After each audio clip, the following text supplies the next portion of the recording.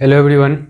आज के वीडियो में हम लोग जय प्रक्रम समझेंगे जो 10th क्लास के फर्स्ट चैप्टर यानी बायोलॉजी का फर्स्ट चैप्टर जय प्रक्रम है। जो उदाहरण है ये सभी के सभी उदाहरण जो है जय प्रक्रम का है ना। तो जय प्रक्रम क्या है? हम लोग अपने आप को जीवित रखने के लिए, अपने आप का मेंटेनेंस करने के लिए, यानी अपने आप को जो है अनुरक्षण करने के लिए हम लोग जितने भी क्रियाएं करते हैं वे सारी क्रियाएं क्या कहलाती है? जय प्रक्रम कहलाती है। तो जय प्रक्रम पोषण क्या है? जय प्रक्रम है। शोषण क्या है? जय प्रक्रम है। उत्सर्जन क्या है? जय प्रक्रम है। यानी ये सब कार्य करके जो है हम लोग क्या करते हैं? अपने आप का जो है मेंटेनेंस कर पाते हैं, अनुरक्षण कर पाते हैं, है ना।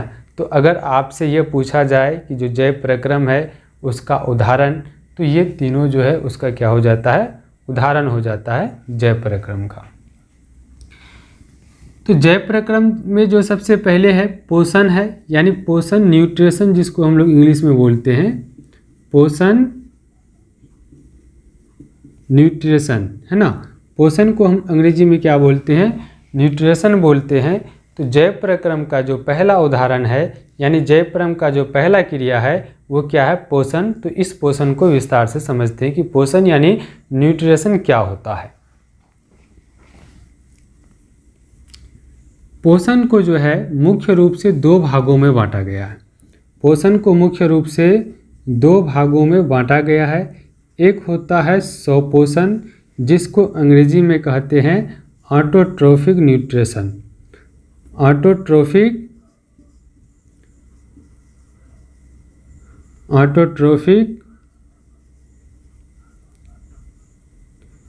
न्यूट्रिशन और दूसरा होता है परपोषण। दूसरा होता है परपोषण जिसको अंग्रेजी में हम लोग हेट्रोट्रोफिक न्यूट्रिशन कहते हैं, है ना। तो पोषण समझ लेते हैं। पोषण जो है जीव पोषक तत्वों को ग्रहण करता है ना। यानी जीव पोषक तत्वों को ग्रहण करने के बाद जो उसका उपयोग करता है, यही उपयोग करने का जो विधि है, यानी पोषक तत्वों को ग्रहण करने के बाद जब उसका उपयोग करता है, यही उपयोग करने का विधि क्या कहलाता है? पोषण कहलाता है ना। यानी हम लोग जो है भोजन वगैरह करते हैं तो ये भी क्या है? एक प्रकार का पोषण ही है। हम लोग जो भोजन वगैरह करते हैं वो क्या है? पोषण है। तो भोजन में हम लोग क्या करते हैं? पोषक तत्वों को क्या करते हैं यानी भोजन को क्या करते हैं? ग्रहण करते हैं। ग्रहण करने के बाद फिर उसका उपयोग करते हैं, तो यही क्या कहलाता है? पोषण कहलाता है। और पोषण जो है अलग अलग जीवों में अलग अलग तरीके से होता है। यानी हर जीव जो है एक ही जैसा पोषण नहीं करता है, यानी एक ही विधि से यानी एक ही तरीके से पोषण नहीं करता है। पृथ्वी में जितने भी जीव है वो सब जीव जो है अलग अलग तरीके से क्या करता है? भोजन करता है ना। इसीलिए जो है जीवों में भोजन जो है भोजन करने का विधि जो है वो अलग अलग है। इसीलिए पोषण को जो है दो भागों में बांटा गया है। पहला क्या है? स्वपोषण, दूसरा क्या है? परपोषण। तो अब हम लोग स्वपोषण समझते हैं। कुछ जीव ऐसे भी होते हैं जो मतलब सरल अकार्बनिक पदार्थों से अपने भोजन का निर्माण कर लेता है। जैसे कि सभी हरे पेड़ पौधे जो है वो सरल अकार्बनिक पदार्थ यानी जल और CO2, है ना। जल और CO2 ये सब क्या है? सरल अकार्बनिक पदार्थ है।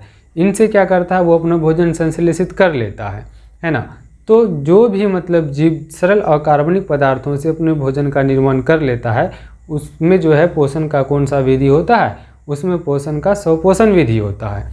और जिस भी जीव में ऐसा होता है वो जीव क्या कहलाता है? स्वपोषी कहलाता है।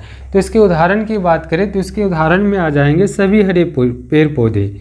इसके उदाहरण की अगर हम लोग बात करें तो सभी हरे पेड़ पौधे जो हैं, सभी हरे पेड़ पौधे, सभी हरे पेड़ पौधे वो किसके उदाहरण है? स्वपोषण के उदाहरण है। या फिर हम लोग यह भी कह सकते हैं कि सभी हरे पेड़ पौधे जो है वो क्या है? स्वपोषी है, क्योंकि वो अपना भोजन खुद संश्लेषित कर लेते हैं, स्वयं संश्लेषित कर लेते हैं, यानी स्वयं वो खुद से अपना भोजन को तैयार कर लेते हैं, है ना। सभी हरे पेड़ पौधे वो क्या है? स्वपोषी है। और एक चीज़ ये भी हम लोग देखेंगे कि जो युगलिना का नाम आप लोग सुने होंगे, है ना।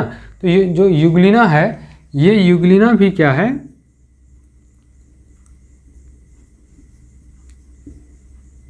युगलिना, है ना।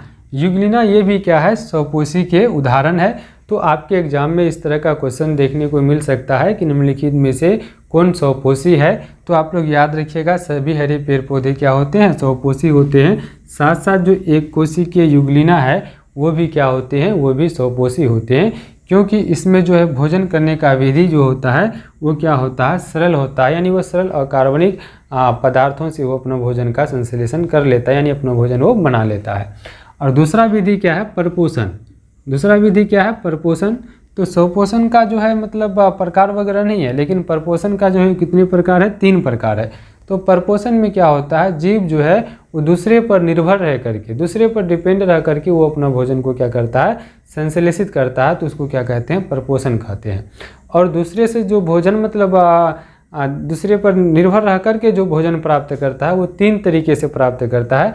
इसीलिए परपोषण को जो है कितने भागों में बांटा गया है, परपोषण को 3 भागों में बांटा गया है ना। परपोषण को कितने भागों में बांटा गया, 3। पहला क्या है, मृतजीवी। पहला है मृतजीवी, और जो दूसरा है परजीवी।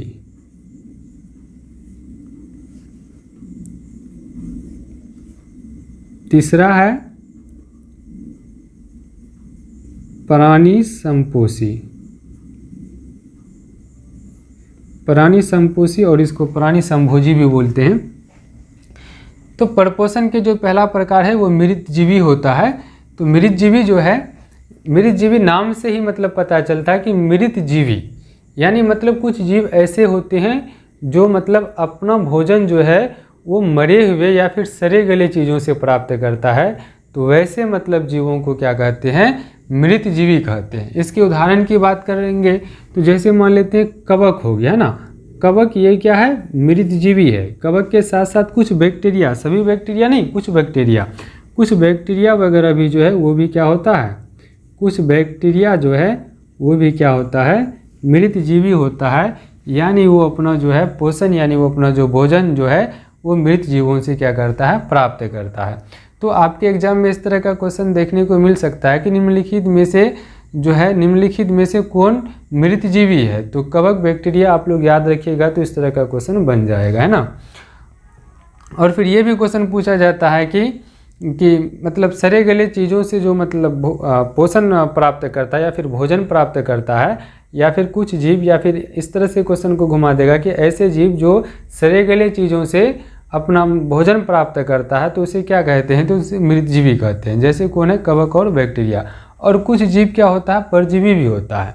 यानी जो है परजीवी कहने का मतलब क्या होता है, परजीवी यानी दूसरे पर निर्भर रह करके अपना भोजन प्राप्त करता है, दूसरे पर अस्थाई या फिर अस्थाई रूप में रह करके, यानी परमानेंट और या फिर अनपरमानेंट, यानी कुछ समय के लिए जो है दूसरे पर निर्भर रह करके अपना जो भोजन प्राप्त करता है, या फिर अधिक समय मतलब उसी के शरीर में ही रह करके अपना भोजन प्राप्त करता है, तो उसको क्या कहते हैं, परजीवी कहते हैं।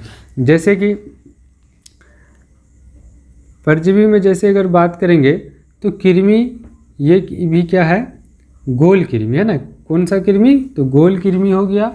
और अमरबेल का नाम आप लोग सुने होंगे, अमरबेल, है ना। ये अमरबेल भी क्या होता है, परजीवी होता है। जोग का नाम आप लोग सुने होंगे, ये जोग भी क्या होता है, परजीवी होता है।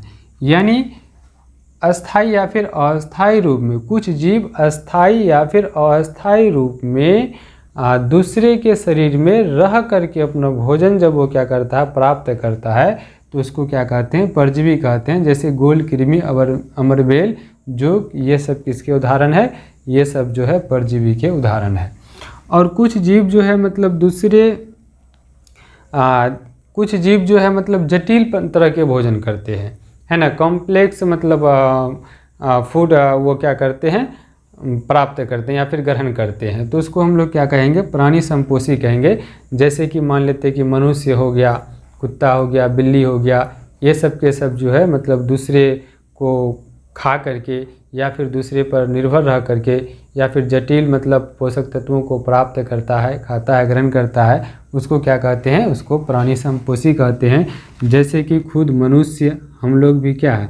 हम लोग प्राणी समपोषी में आते हैं। मनुष्य हो गया, कुत्ता हो गया, बिल्ली हो गया और बकरी हो गया, ये सब के सब क्या है? प्राणी समपोषी है ना।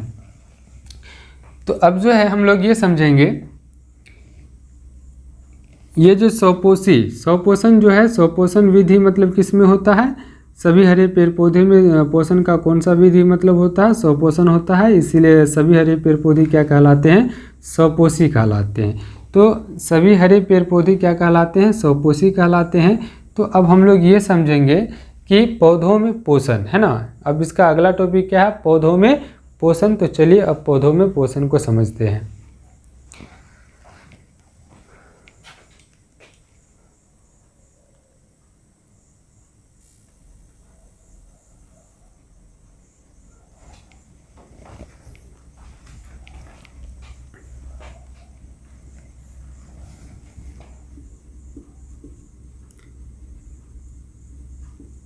पौधों में पोषण, पौधों में जो पोषण होता है इसको अब हम लोग समझेंगे।